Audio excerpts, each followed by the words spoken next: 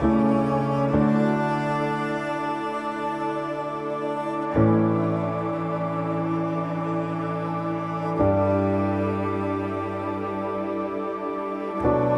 call me out upon the waters.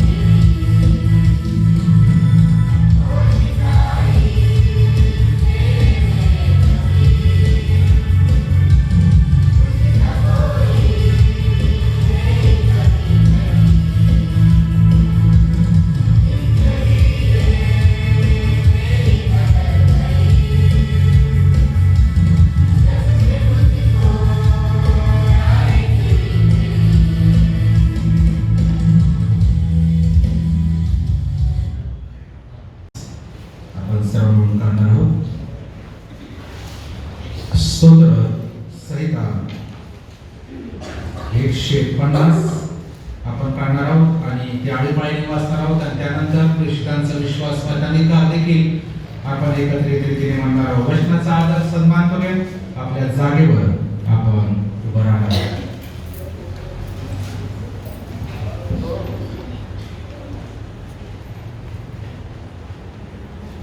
परमेश्वराचे स्तवन करा, देवाचे त्याच्या पवित्र स्थानी स्तवन करा, त्याच्या सामर्थ्याच्या अंतराळात त्याचे स्तवन करा. त्याच्या पराक्रमाच्या कृत्यास्तव त्याचे स्तवन करा, त्याच्या थोरीच्या वैभवनुसार त्याचे स्तवन करा. कर्णा वाजवून त्याचे स्तवन करा, सतार व वीणा वाजवून त्याचे स्तवन करा.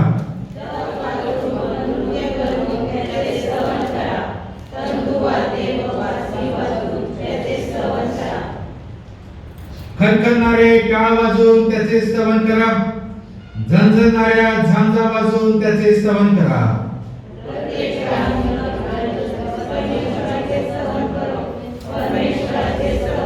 देवा त्याच्या वाचलेल्या सत्य आणि पवित्र वचनाद्वारे आपल्या सर्वांना आशीर्वादित करो. यावेळेस एकत्रित रीतीने आपण ख्रिस्तांचा विश्वास मतांका जाहीर करणार आहोत.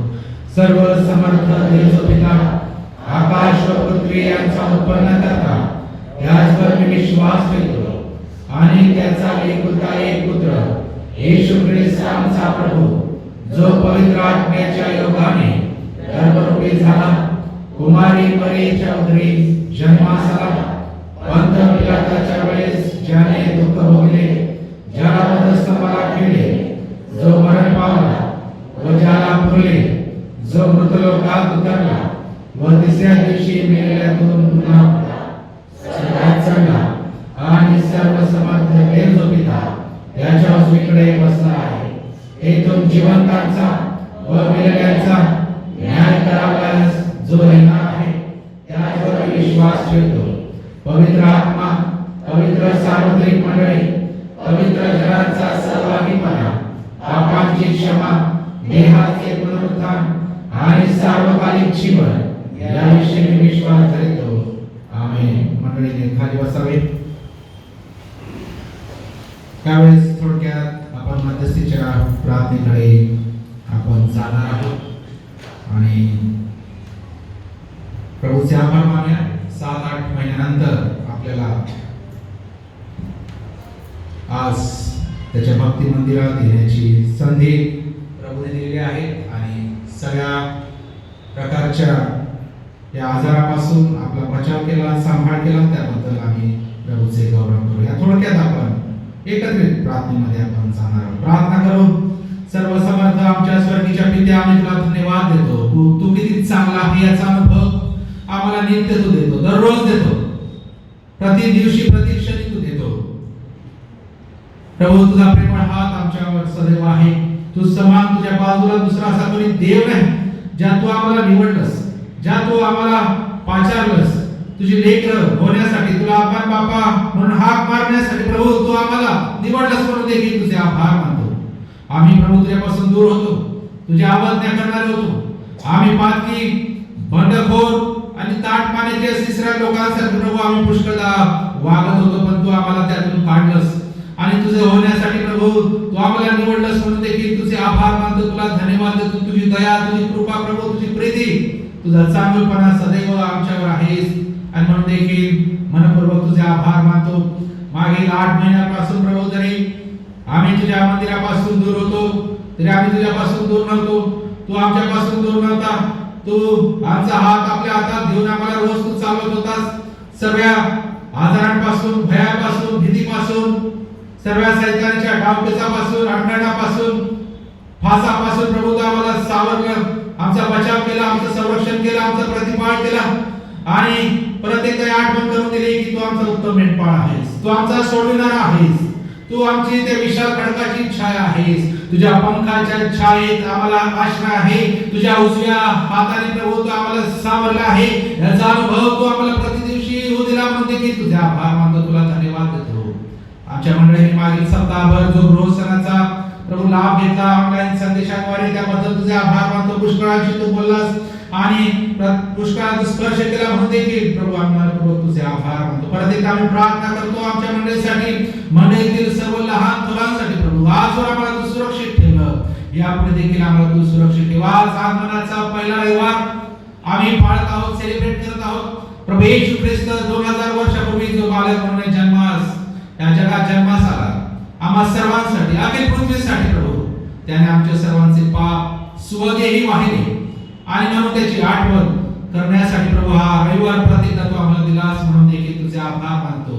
या संपूर्ण दिवसामध्ये आमची दृष्टी आम्ही प्रभू येशू ख्रिस्तावर लावावी, त्याने केलेला तो उपकार आम्ही जाणावे, आठवावे, त्याबद्दल आम्ही धन्यवाद द्यावे. असा हा महिना, असा हा संपूर्ण वेळ प्रभू नवीन वर्षापर्यंत आमच्यासाठी असावी, आमच्या घरात असावी, कुटुंबात असावी, आमच्या अंतःकरणात असावी, आमच्या मनमनी असावी, यासाठी देखील तुझे आभार मानतो.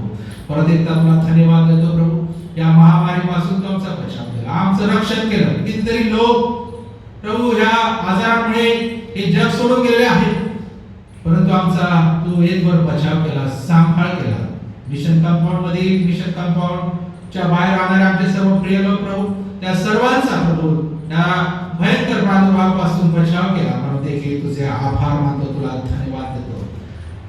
आज आमची दृष्टी तुझ्या केंद्रित करण्यासाठी, जरी पुष्कळ नियम आहे या भक्ती दरम्यान आम्हाला पाळण्याचे, तरी प्रभू आमचा आनंद, आमचा उत्साह प्रभू तू कमी होऊ देऊ नको.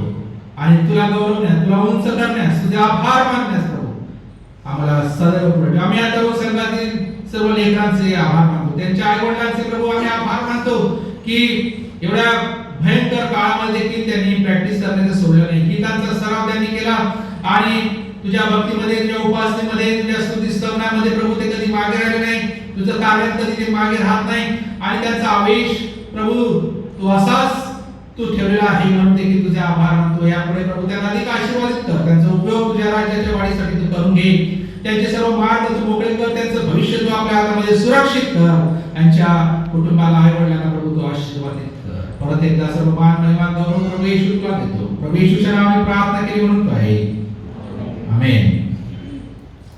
ह्यावेळेस आम्ही दानार्पण घेणार आहोत आणि आपण सांगितलं की हा सप्ताह, मागील सप्ताह आम्ही गृहसन म्हणून आपण पाळला आहे आणि 8 महिने जवळजवळ आम्हाला प्रभूला देण्यासाठी संधी मिळाली नाही. तर आपल्याला आवाहन केल्याप्रमाणे जे काही आपल्याला दान द्यायचं आहे किंवा मागील दिवसामध्ये आपलं देणं काही राहिलं असेल किंवा गृहसनाच्या आठवड्यात आपल्या एरियात प्रमाणे मीटिंग व्हायची, आपण दान घेत असतो नेहमीप्रमाणे, ते पण देखील घेण्यात आलेलं नाही.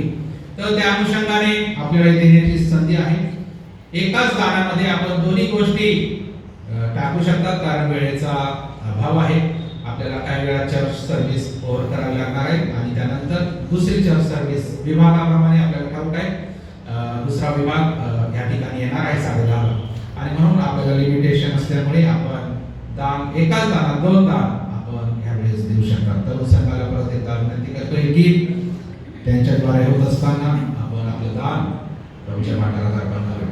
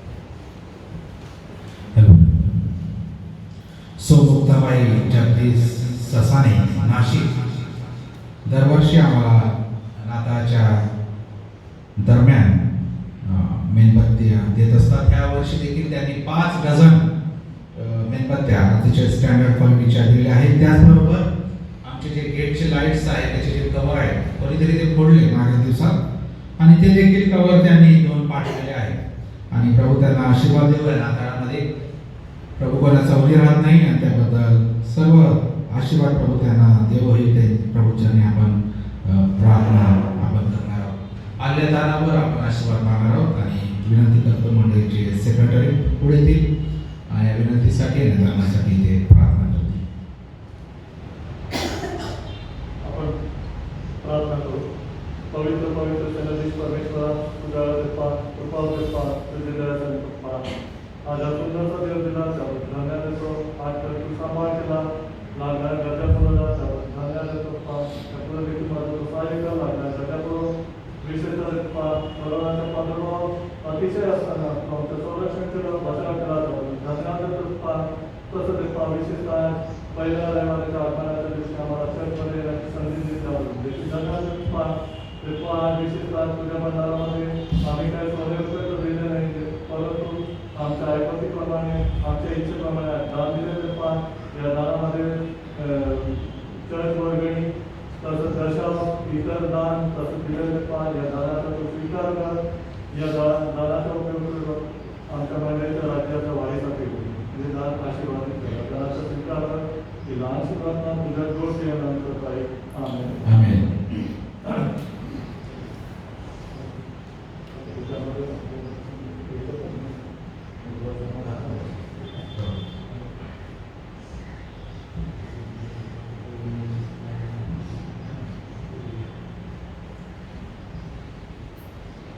आगमनाचा पहिला रविवार आपण आज पाळत आहोत आणि आज पहिली मेणबत्ती आहे आपण ते प्रज्वलित करणार आहोत आणि आनंद आहे आपल्याला की 4थ्या मेणबत्तीपर्यंत आपण वाट पाहतो आणि तो आनंद असतो आणि मग नाताळच्या दिवशी सर्व मेणबत्त्या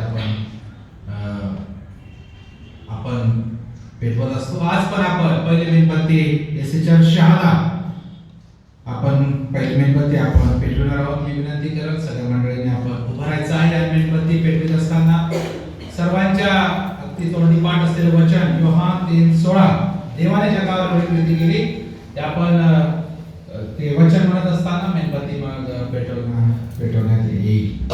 आपण हे वचन एकत्र म्हणूया. देवाने जगावर एवढी प्रीती केली त्याने आपला एकुलता एक पुत्र दिला यासाठी जो कोणी त्यावर विश्वास ठेवतो त्याचा नाश होऊ नये तर त्याला सार्वकालिक जीवन प्राप्त व्हावे. योहान 3:16. मंडळी खाली बसावं.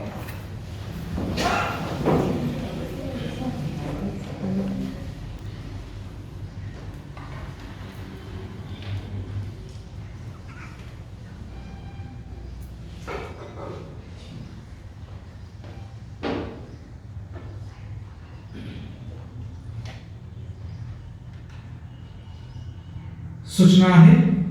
आम्हाला ठाऊक आहे की आपण जे सर्व सूचना बाहेर लावल्या आहोत आणि व्हॉट्सअपला ग्रुपवर पण आपण टाकले आहेत की एका वेळेस 50 व्यक्तीच चर्चमध्ये उपस्थित राहू शकतात आणि त्या अनुषंगाने आपण 2 चर्च सर्व्हिस आजपासून आपण सुरू करत आहोत. 8:30 ते 9 कॉयर वर्शिप आपण केली आहे आणि 9 ते 10 नाईक नगर आणि नवीन घर आणि हॉस्टेल मिशन बंगला आणि गावातील आपण सर्व आहात त्या सर्वांसाठी पहिली सर्व्हिस आहे आणि दुसरी सर्व्हिस मग श्रद्धा निवारा गांधीनगर आणि सर्व जो एरिया आहे तो त्यांच्यासाठी थोड्या वेळात होणार आहे. येण्याप्रमाणे काही मला माहिती नाही किती दिवस आपल्याला नियम पाळावे लागतील पण तोपर्यंत आपण त्या नियमाप्रमाणेच चर्चमध्ये आपण येणार आहोत. कोणी आले चुकून मागून तर हरकत नाही. एवढं काही काटेकोर आपण काही पाहणार नाही कारण जे पहिले 50 येतील तेच त्यांनाच अशा भक्तीमध्ये भाग घेता येणार आणि अशी चांगली सवय देखील आपल्याला या दिवसात लागणार आहे. येत्या रविवारी प्रभू भोजन विधी होणार आहे. बरेच महिने झाले, 8 महिने आपल्याला हा विधी आपण घेऊ शकला नाही आणि म्हणून आपण या मोठ्या संख्येने आपण 2दा 3दा जेवढ्या वेळ आपल्याला करता येईल ते सर्व्हिस स्थापित करणार आहोत. सगळ्यांना प्रभोजनमध्ये भाग घेण्याची संधी आहे. आपण ट्राय करत आहोत मी की आता शहरामध्ये हायजेनिक आणि प्लस करोनाचा प्रादुर्भाव असल्यामुळे आपण ते पेले जे आपल्याकडे आहे ते आपण वाटू शकत नाही, देऊ शकत नाही. त्यामुळे मोठ्या चर्चेसनी त्यांनी एक नवीन पद्धत काढली आहे की प्याल्यावरच भाकर येते आणि डिस्पोजेबल राहतं, यूज अँड थ्रो आपण ते करू शकतात आणि ते मागवण्याचा प्रयत्न आम्ही करत आहोत आणि आपण ते घेणार आहोत आणि प्रबोधन झाल्यावर आपण जाता जाता आपण ते व्यवस्थित एका ठिकाणी ठेवून आपण त्यामुळे वेळ पण वाचेल आणि जो रोग आहे त्याचा प्रादुर्भाव देखील वाढणार नाही याची खबरदारी त्यामुळे आपण या दिवसात घेण्याचा प्रयत्न आपण करणार आहोत. याप्रमाणे या सप्ताहासाठी या सूचना आहे. बरं, अधिक वेळ न घेता आपण आजच्या विषयाकडे, देवाच्या मरणाकडे आपण जाणार आहोत आणि त्याच्या आधी आपण पाहिलं की ह्या सप्ताहामध्ये आपण गृहसण पाहिलेला आहे आणि गृहासंदर्भात, कुटुंबासंदर्भात आपण भरपूर गोष्टी ऐकल्या आहेत, जाणल्या आहेत.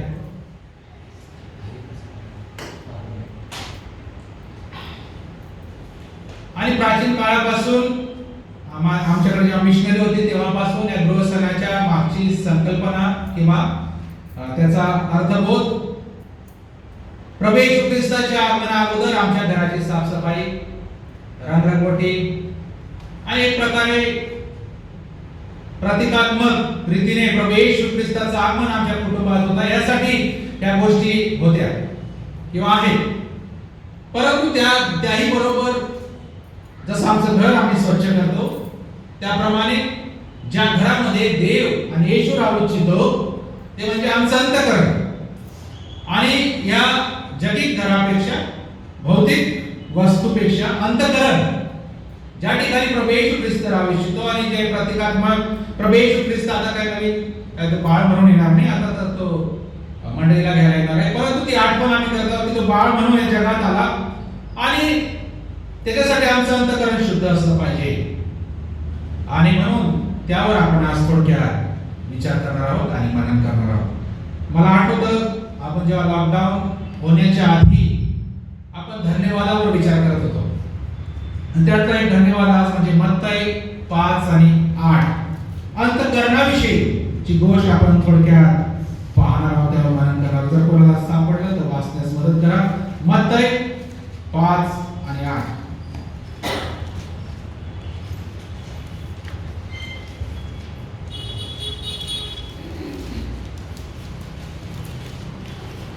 अंतःकरणाचे शुद्ध ते धन्य, कारण ते देवाला पाहतात. जे अंतःकरणाचे शुद्ध, ज्यांचं अंतःकरण शुद्ध आहे, ज्यांचं मन शुद्ध आहे, ते धन्य आहे, ते आशीर्वादित आहे. का आशीर्वादित आहे? सर्वात मोठी गोष्ट आणि ते म्हणजे ते देवाला पाहतील.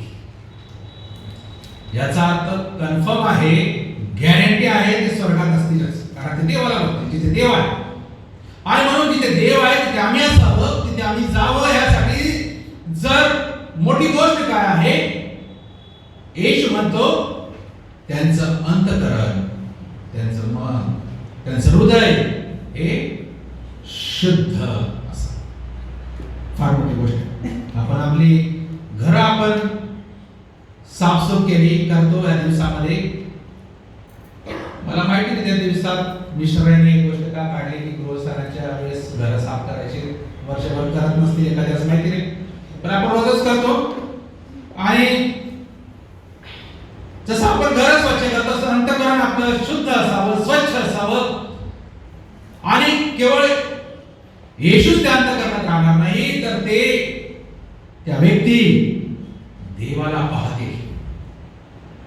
ही कंडिशन आहे देवाला पाहण्याची.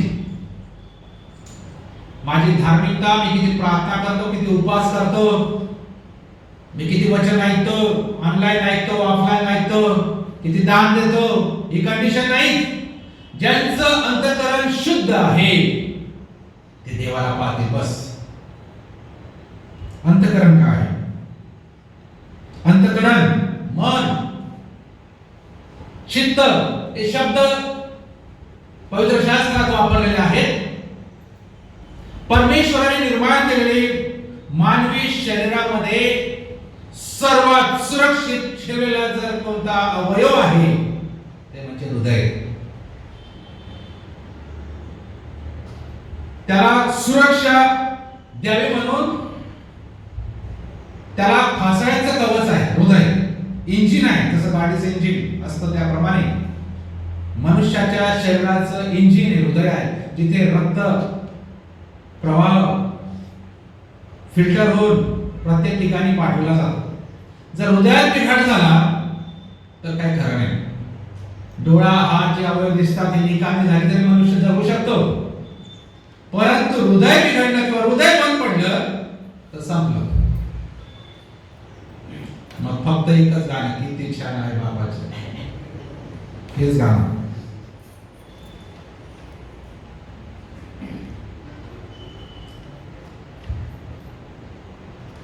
हृदय मनुष्याच्या केंद्रस्थानी आहे आणि हृदयामध्ये विचार येतात. या हृदयामध्ये इच्छा आहे, कल्पना आहे, भावना आहे, संवेदना आहे. या सर्व गोष्टी हृदयात येतात आणि त्याचबरोबर या हृदयात जागा मिळवण्यासाठी दोन शक्ती प्रयत्नात आहे. देव त्याला वाटतं की त्या आमच्या हृदयात त्याला स्थान मिळावं, अति उच्च स्थानावर, आणि दुसऱ्या बाजूला सैतान त्यालाही वाटतं की हृदय त्याला मिळावं. आणि म्हणून ह्या सर्व ज्या भावना या हृदयातून निर्माण होतात, हे उगमस्थान, भावनेचं उगमस्थान कोणतं असेल तर ते हृदय आहे. आणि म्हणून ख्रिस्त देखील म्हणतो, मत्तई 15 आणि 18 मध्ये ख्रिस्त म्हणतो, जे तोंडातून निघते ते अंतःकरणातून येते.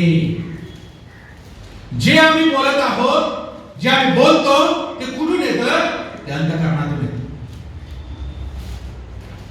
म्हणून मनुष्याचं अंतःकरण जर ओळखायचं असेल, समोरच्या व्यक्तीच्या मनामध्ये काय आहे, तर तो ती व्यक्ती काय बोलते आपण नीट जर ऐकलं तर आपल्याला कळेल हा व्यक्ती कसा आहे. तोंडा वाटून जर वाईट गोष्टी येत असतील त्याचं अंतःकरण वाईट आहे, जर चांगल्या गोष्टी येत असतील त्या व्यक्तीचं अंतःकरण चांगलं आहे. आणि येशू म्हणतो, जे तोंडातून निघते ते अंतःकरणातून येते.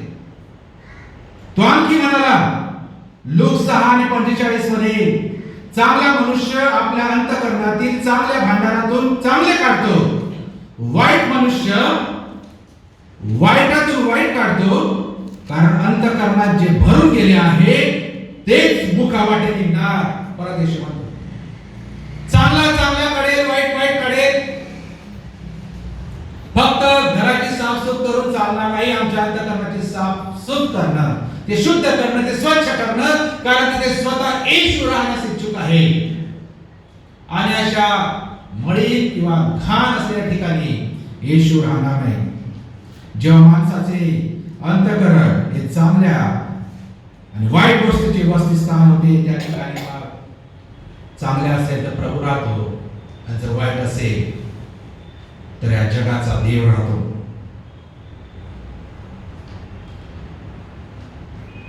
हृदयाचे रहस्य ओळखणं फार कठीण आहे.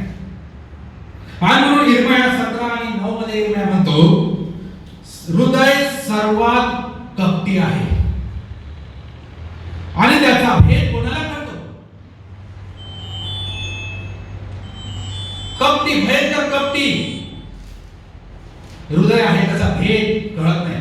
आम्हालाही कळत नाही त्याच्यामध्ये किती कपट भरलेला आहे. हृदयाचा भेद मनुष्याला कळणं अशक्य आहे आणि फक्त ते देवाला शक्य आहे त्याचा भेद करणं. आणि स्तोत्रकर्ता म्हणतो, स्तोत्र 7 आणि 9 मध्ये, न्यायी देव हृदय व अंतःकरणे पारखणारा आहे. देवालाच फक्त हे ओळखता येतं. पहिले इतिहास 29 आणि 17 मध्ये तो म्हणतो, या ठिकाणी तो म्हणतो, हृदयाची खरी पारख परमेश्वरालाच आहे. मनुष्य बाहेरून किती चांगला दिसला, किती चांगला वाटला, तरी त्याचं हृदय काय आहे हे केवळ परमेश्वर जाणतो. पुष्कळ तोंडावर इतकी चांगले आव आपण आणतो एखाद्याच्या मागे लगेच दुसरा स्वभाव आपल्याला दिसतो, आपल्याला कळत नाही. इर्मिया 17 आणि 10 मध्ये मुद्दाम जास्ती वचन या ठिकाणी वाचत आहे, वेळ पण कमी आहे. इर्मिया 17:10 मध्ये इर्मिया म्हणतो, प्रत्येकास ज्याच्या त्याच्या वर्तनाप्रमाणे ज्याच्या त्याच्या करण्याप्रमाणे प्रतिफळ देण्यास मी परमेश्वर हृदय चाळून पाहतो, अंतर्याम पारखतो. हृदय चाळणारा, अंतर्याम पारखणारा, चाळणारा देव चाळतो, पारखतो. काय? अंतर्याम हृदय. म्हणून हृदय स्वच्छ ठेवणं, शुद्ध ठेवणं हा सर्वात मोठी गोष्ट. एक वेळेस आंघोळ नाही केली आठवडाभर तरी चालेल, थंडी पण आहे, परंतु हृदय रोज स्वच्छ आहे हे स्वच्छ ठेवणं हे फार महत्वाचे आहे देवाच्या दृष्टीने. समजा एखाद्या दिवशी हृदय स्वच्छ राहिलं, त्या दिवशी आपण नेलो तर देवाचे पाहणे मनुष्याच्या पाहण्यासारखे नाही. आणि म्हणून आपण बघतो पहिले शमूएल 16 आणि 7 मध्ये की इस्रायलाकरिता आपल्या मनासारखा राजा निवडावा म्हणून परमेश्वराने शमूएलला बेथलेहमला पाठविले. एशाय आणि त्याचे पुत्र शुद्ध झाले आणि यज्ञासाठी तिथे आले शमूएला समोर. शमूएलाने एशायचा पुत्र अलियाबास याला न्याहाळून पाहिले आणि त्याला वाटले की हाच परमेश्वराचा अभिषिक्त असावा. असं देवाचा दास एवढा मोठा शमूएल हा पण बसला. याला चुकीचं वाटलं की हा दिसायला चांगला आहे, सगळ्या गोष्टी याच्यामध्ये आहे, तो बाहेरून पाहत आहे की हा राजा होण्यास योग्य आहे. परंतु परमेश्वराने साफ नकार दिला. पहिले शमूएल 16 आणि 7 मध्ये परमेश्वर म्हणतो, तू त्याच्या स्वरूपावर अथवा त्याच्या शरीराच्या उंच गाठीवर जाऊ नकोस, कारण मी त्याला नापसंत केले आहे. मानवासारखे परमेश्वराचे पाहणे नसते. मानव बाहेरचे स्वरूप पाहतो, पण परमेश्वर हृदय पाहतो. परमेश्वर मनुष्याचं काय पाहतो तर परमेश्वर मनुष्याचं हृदय पाहतो. फार मोठी गोष्ट आहे हृदय शुद्ध ठेवणं. प्रभू येशू म्हणतो परत लूक 16 आणि 15 मध्ये, तुम्ही आपणास मनुष्य समक्ष धार्मिक ठरून घेणारे आहात, परंतु देव तुमचे अंतःकरणे ओळखून घेतो. मनुष्याचे उच्च असे वाटते ते देवाच्या दृष्टीने ओंगळ आहे. ज्याही गोष्टी आम्हाला उच्च वाटतात देवाच्या दृष्टीने त्या ओंगळ आहे. ज्या आम्हाला वाटतं खूप मोठं आहे, काहीतरी विशेष आहे, अशा ज्या गोष्टी मनुष्याला वाटतात त्या गोष्टी देवाला ओंगळ वाटतात, कमी दर्जाच्या, खालच्या दर्जाच्या वाटतात. देवाची पारख करणं फार वेगळं आहे, फार वेगळं आहे. म्हणून आम्ही बाह्य स्वरूपाला फसू नये म्हणून जगणं गरजेचं आहे. आमचं अंतःकरण कशा रीतीने अधिक शुद्ध आहे, रोज प्रतिदिवशी कशा रीतीने ते मलिन होणार नाही, अशुद्ध होणार नाही याची खबरदारी घेण्याची सर्वस्वी जबाबदारी प्रत्येकावर आहे. या नाताळाच्या आधी, येशू ख्रिस्ताच्या आगमनाआधी आम्हाला आज या पहिल्या मेणबत्ती जेव्हा आपण पेटवले आहेत आम्हाला ही सांगत आहे आमचं हृदय सर्वात पहिले फार महत्वाचं आहे. देवाचं हृदय वचन हृदयाविषयी काय सांगतं आपण पाहूया. प्रभू येशू ख्रिस्ताने मनुष्याच्या अंतःकरणाची किंवा हृदयाची तुलना 4 प्रकारच्या जमिनीशी सोबत केलेली आहे. 4 प्रकारच्या. त्या 4 प्रकारच्या जमिनीमध्ये आमच्या हृदयाची जमीन कोणत्या प्रकारची आहे? उपजाऊ आहे की बंजर आहे की नापीक आहे? आता जे शेतकरी आहेत त्यांना या गोष्टी माहिती आहे. बागायती आहे. प्रभू येशू ख्रिस्त म्हणतो मार्क 4:1-20 आपण वाचणार नाही पण ही वचन आपल्याला ठाऊक आहे. 4 प्रकारच्या जमिनी मानवाच्या अंतःकरणाशी, मानवाच्या हृदयाशी प्रभू येशू ख्रिस्त त्याचं लागूकरण करत आहे. फार महत्त्वाचं आहे. जेव्हा प्रभू येशू ख्रिस्त उदाहरण देतो सिंपल असतं पण त्याचा अर्थ बहुत फार मोठा असतो. 4 प्रकारच्या जमिनी. एक वाटेवरील जमीन, खडकाळ जमीन, काटेरी झुडपाची जमीन आणि चांगली जमीन. प्रभू येशू ख्रिस्तात बाळ म्हणून स्वीकार करण्याच्या आधी आमच्या अंतःकरणामध्ये आमच्या अंतःकरणाची जमीन कशी आहे आज आम्हाला पाहावं लागेल. वाटेवरील जमीन जी आहे त्या जमिनीवर चालून चालून वाट पडलेली आहे, म्हणजे आता ती खोदावी लागेल, त्याशिवाय ते बी त्यामध्ये जाणार नाही. बी जर टाकलंय वचनाचं तर ते वरच राहील. वाटेवरील जमीन ही सैतानाच्या भूलथापांना बळी पडणाऱ्या अंतःकरणाचं प्रतीक आहे. आमची अंतःकरण रूपी जमीन आज कशी आहे?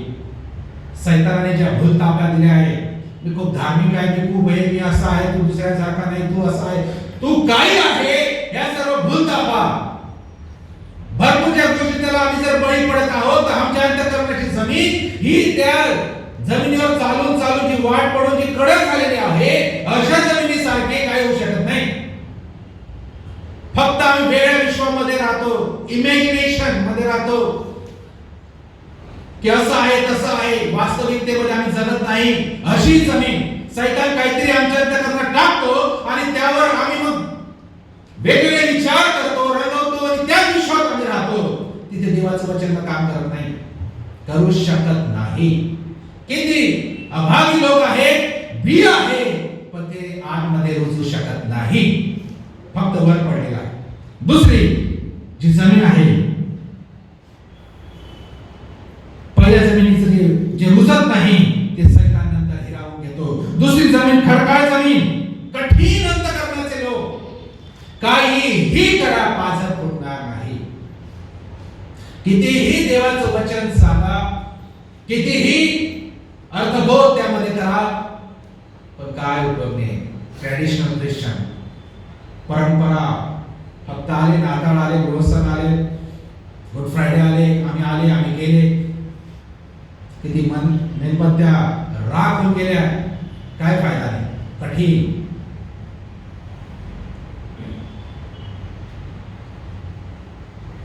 देवाच्या वचनाचं मूळ ह्या जमिनीत धरू शकत नाही. खूप चांगलं होतं किंवा असं अजून बोलले असते तर बरं असतं, एवढे कॉमेंट्स आम्ही करू, पण ते माझ्या अंतःकरणात गेलं आहे की नाही आणि त्याला त्यांनी मूळ पकडलेलं आहे की नाही,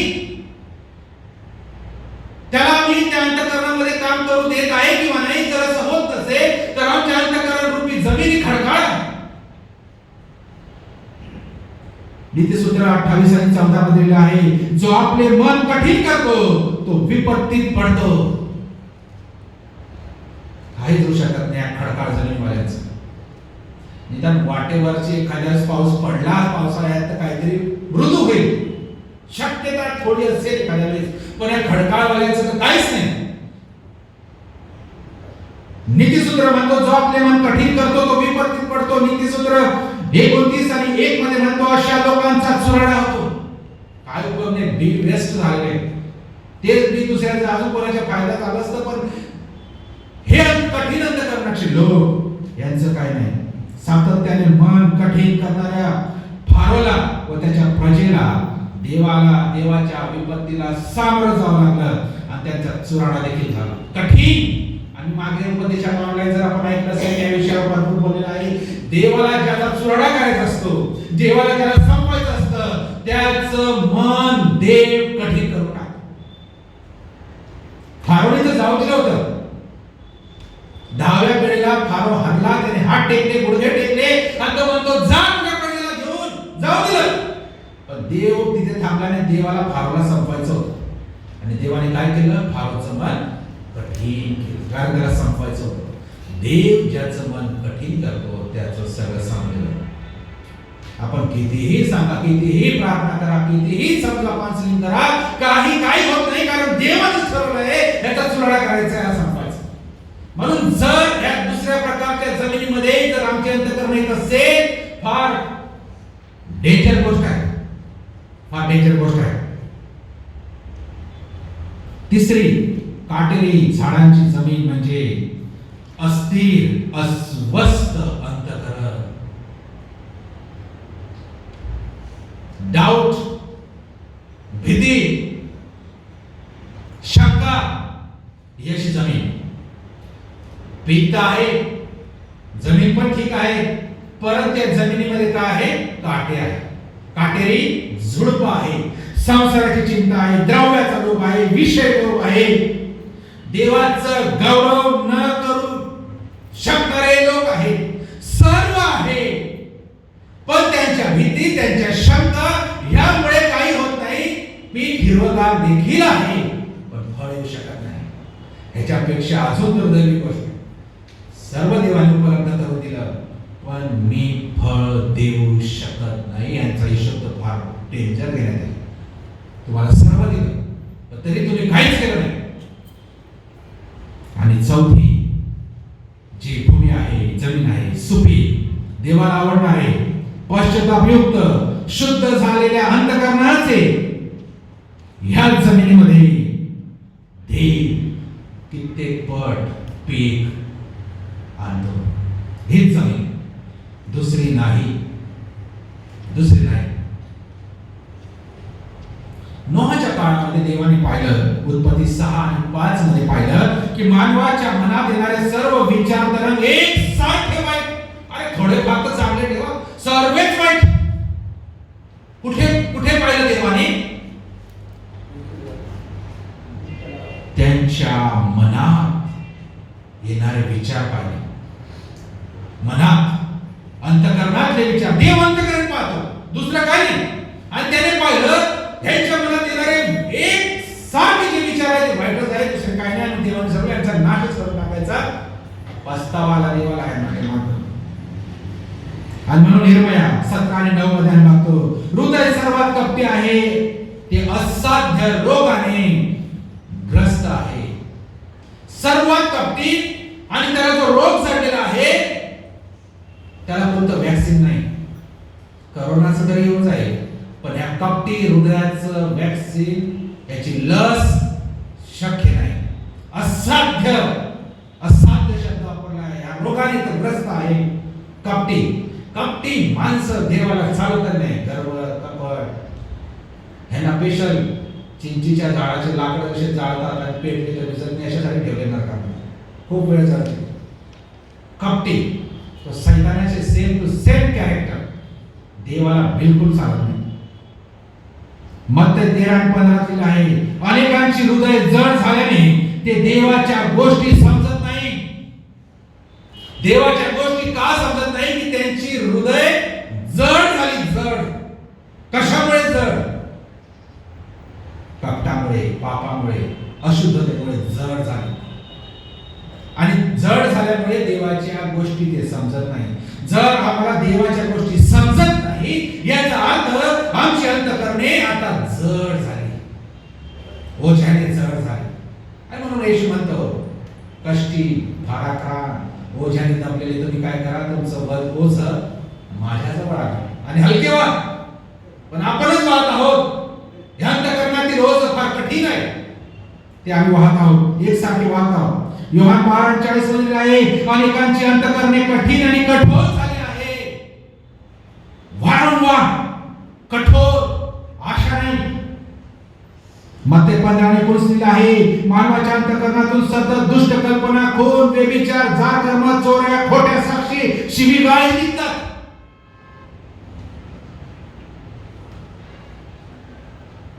करोनाची लक्षणं आहेत, त्याच्यावर आपण समजतो त्याला करोना असेल.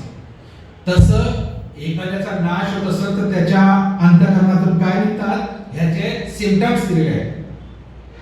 ह्याच्यापैकी एक पण असेल तर आपण लगेच घाबरतो. करोनाचा ताप पण आला, खोकला भी जर आला तर आपण थोडा डाऊट येतो की याला चेकिंगला पाठवा. ह्याला चेकिंगला नाही गेलं तर हा गेला.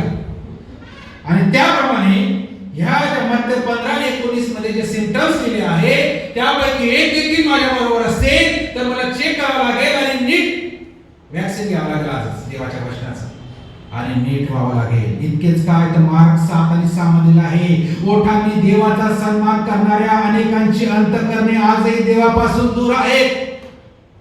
ओठांनी फक्त सन्मान करतात, अंतःकरण दूर आहे. सर्वात मोठे जी दुरी आहे, जे अंतर काय आहे, तो ओठ आणि अंतःकरणाचे असं म्हणतात. सर्वात लांबचं अंतःकरण कमी आहे, खूप 1 फूट पण नाही, पण खूप मोठं अंतर आहे ओठ आणि अंतःकरण ह्यामधलं जे गॅप, जे दुरावा आहे किंवा अंतर जे आहे ते फार फार मोठं आहे. काहींची तर आयुष्य निघून जाते पोहोचण्यापर्यंत, आयुष्य निघून जात. फक्त ओठ आणि स्तुती अंतःकरणात वेगळंच आहे, मॅच होत नाही. परंतु देव इथे बघतो, इथे नाही. फार महत्वाची गोष्ट आहे, फार महत्वाची गोष्ट आहे. रोम 2 आणि 5 मधील आहे, हट्टी व पश्चातापहीन अंतःकरणाचे लोक स्वतःसाठी क्रोध साठवून ठेवीत आहेत. हट्टी आणि पश्चातापहीन अंतःकरणाचे लोक स्वतःसाठी क्रोध साठवून ठेवत आहेत. विथ इंटरेस्ट हा रिटर्न येणार आहे. अंतःकरणाची शुद्धता. शल्मन म्हणतो नीती 4:23 मध्ये, सर्व रक्षणीय वस्तूपेक्षा आपल्या अंतःकरणाचे विशेष रक्षण कर, कारण त्या जीवनाचा उगम आहे. अंतःकरण सर्वात महत्त्वाचं आहे, हृदय सर्वात महत्त्वाचं आहे. मेडिकल सायन्स मध्ये पण आपण पाहिलं तर सर्वात महत्त्वाचं काय असेल तर हृदय आहे, फार महत्त्वाचं आहे. लोक 6:45 मुळात अंतःकरण हे भांडार आहे. कलसे 3 आणि 16 मध्ये, ख्रिस्ताचे वचन तुम्हामध्ये सर्व ज्ञानाने भरपूर राहावं असं म्हणतो. स्तोत्र 119 आणि 11 मध्ये स्तोत्रकर्ता म्हणतो, मी तुझ्या विरुद्ध पाप करू नये म्हणून मी आपल्या मनात तुझे वचन जतन करून ठेवले आहे. स्तोत्र 12 आणि 6 मध्ये आहे, परमेश्वराची वचन शुद्ध आहेत, भट्टीत 7 वेळा शुद्ध करून भूमीवर ओतलेल्या रुपयासारखे ते आहेत. अंतःकरणात साठवण्यासारखी सर्वात महत्त्वाची जर कोणती गोष्ट असेल तर ती म्हणजे देवाचं वचन. त्यामध्ये जीवन आणि मरण आहे. जर त्याची साठवणूक आपण केली नाही तर आपल्याला जीवनात प्रवेश मिळणार नाही. आणि अंतःकरण इतकी सुरक्षित जागा देवाने निर्माण केली, इतकी महत्त्वाची जागा देवाने निर्माण केली, इतकं मोठं इतकं सुरक्षित लॉकर देवाने निर्माण केलं. ते कशासाठी? की त्यामध्ये देवाची वचन असावी ह्यासाठी निर्माण केलं. स्तोत्र 119 मध्ये आहे, तुझ्या वचनाप्रमाणे सावधान राहण्याने कशाने शुद्ध राखेल आमचं हृदय, त्याचं वचन जतन केल्याने आणि त्याच्या वचनाप्रमाणे सावधान राहण्याने. आणि स्तोत्र 37 आणि 31 मध्ये आहे, ज्याच्या हृदयात देवाचे नियमशास्त्र असते त्याची पावले घसरत नाहीत.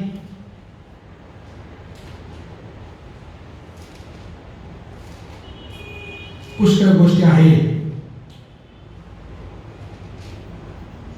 योबाने देखील 2 आणि 10 मध्ये कितीतरी कठीण प्रसंग त्याच्यावर आले, परंतु आपल्या वाचेने म्हणजे अंतःकरणाने देवाविरुद्ध कधीच पाप केलं नाही. तो यथार्थ बोलला असं देव त्याच्याविषयी सांगतो.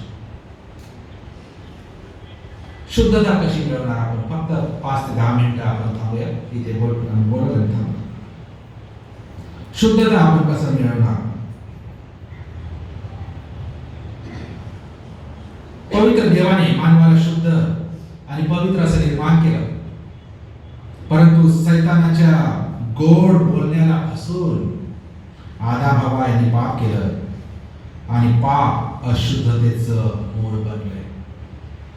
आणि म्हणून रोम 3 आणि 23 मध्ये आहे, या पापाच्या अशुद्धतेमुळे मानव पवित्र देवाला अंतरला, देवापासून दूर गेला. आणि सर्व गोष्टी आम्ही बघतो. मग देवाने त्याच्या पुत्राद्वारे योजना राबविली. आम्हाला सर्वांना गोष्टी माहिती आहे. आणि 1 पेत्र 2:2 आणि 2 मध्ये, ज्याने पाप केले नाही आणि त्याच्या मुखात कपट आढळले नाही अशा येशूला आमच्यासाठी त्यांनी पाठवलं. आणि येशूद्वारे मग आम्हाला या हृदयाची शुद्धता आपण मिळू शकतो. भरपूर गोष्टी नाही, पण मी ते सर्व पाठ करत आहे. येशूद्वारे, येशू विश्वास ठेवून त्याच्या रक्तात उतल्या झाल्यानेच आमचं अंतःकरणाची मग शुद्धता होणार आहे. नीती 20 आणि 9 मध्ये, मी आपले अंतःकरण पवित्र केले आहे, मी आपल्या पापांचे शालन केले आहे असे कोण म्हणेल? अंतःकरणाची शुद्धता कशी मिळेल? स्वबळावर मिळणं अशक्य आहे. धार्मिक गोष्टींवर मिळणं तर अजून कठीण आहे. कारण देव म्हणतोय धर्माच्या ज्या गोष्टी आहेत, तुमचे धर्माचे जे कृत्य आहे, त्या मळक्या कपड्याप्रमाणे, चिंध्याप्रमाणे धार्मिकतेवर अंतःकरणाची शुद्धता याचा काही संबंध नाही.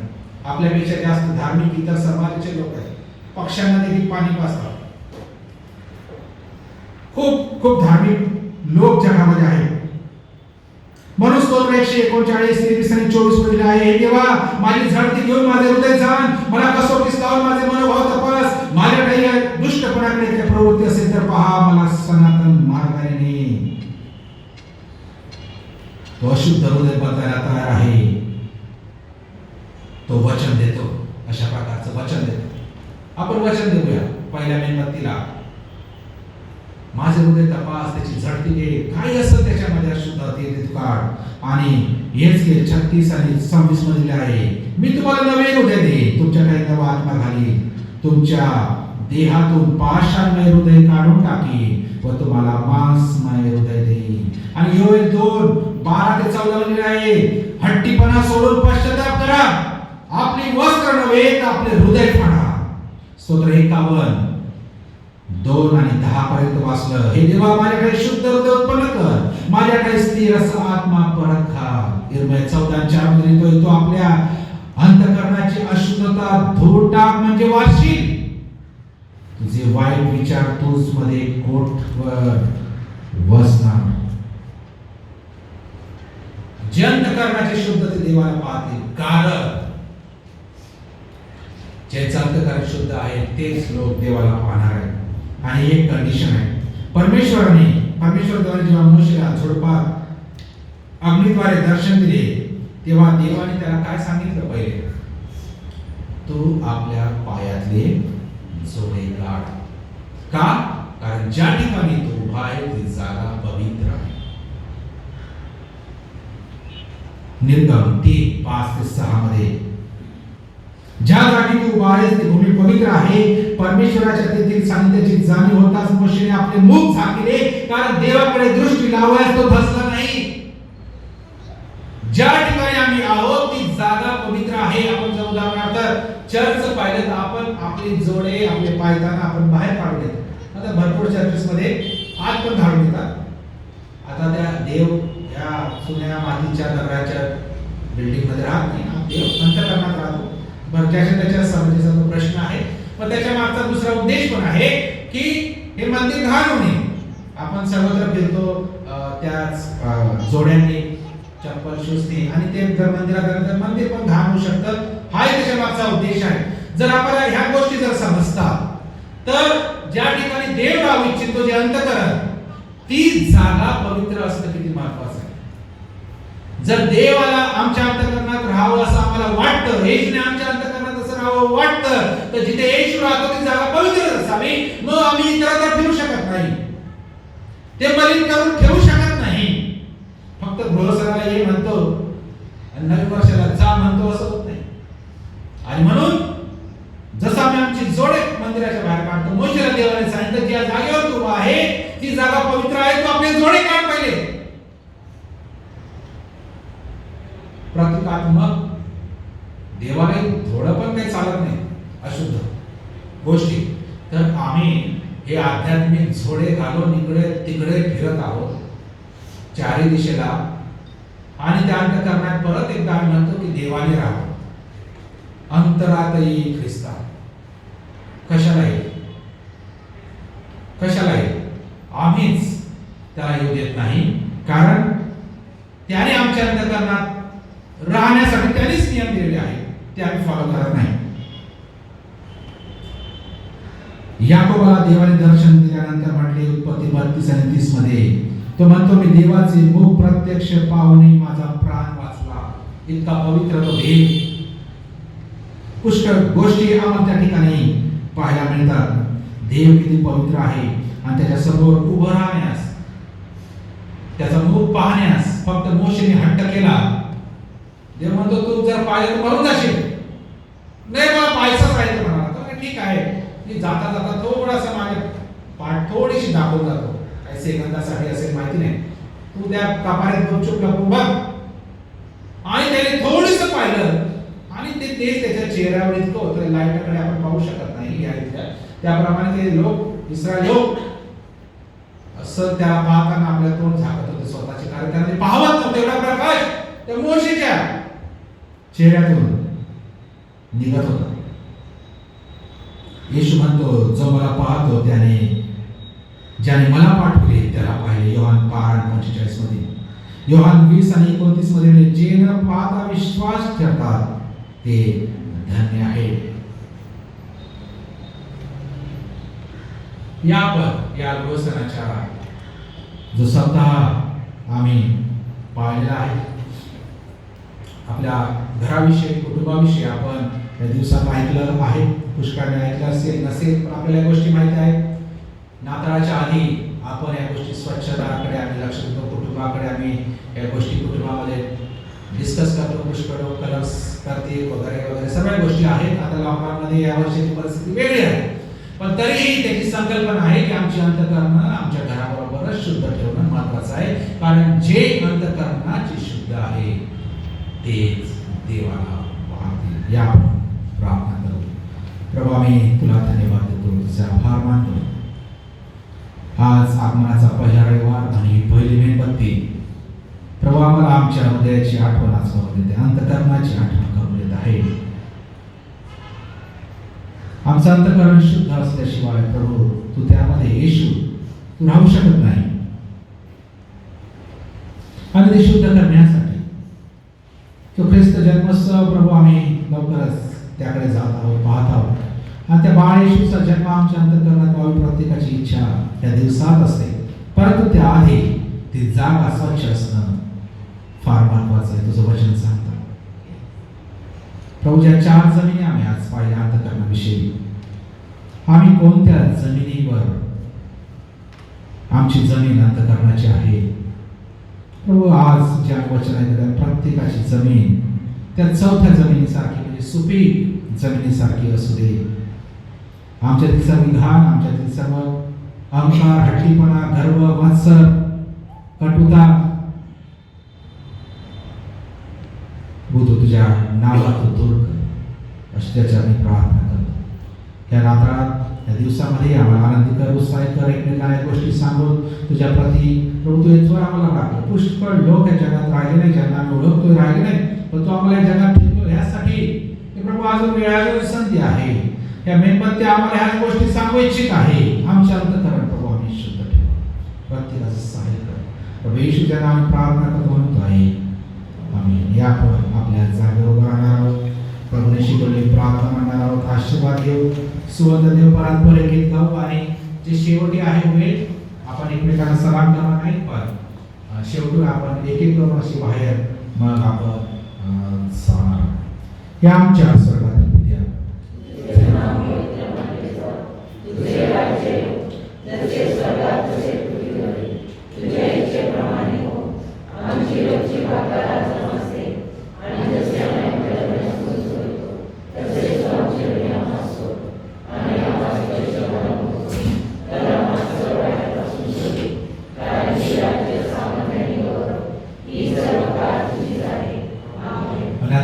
येशू ख्रिस्ताची कृपा, देवाची प्रीती, पवित्र आत्म्याची सहभागिता इथे उपस्थित आम्हा सर्वांबरोबर, एसी चर्च एसी बरोबर, देवाचं निवडले इस्रायल राष्ट्र याबरोबर आता आणि सदा सर्व काळपर्यंत असो.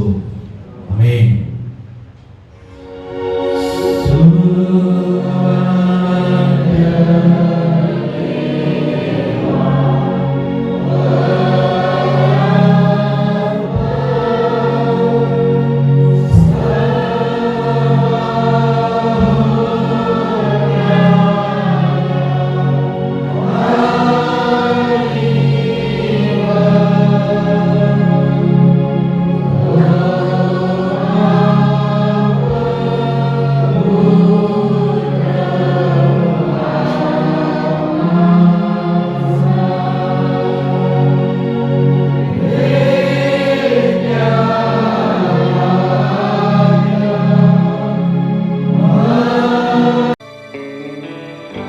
My soul will rest in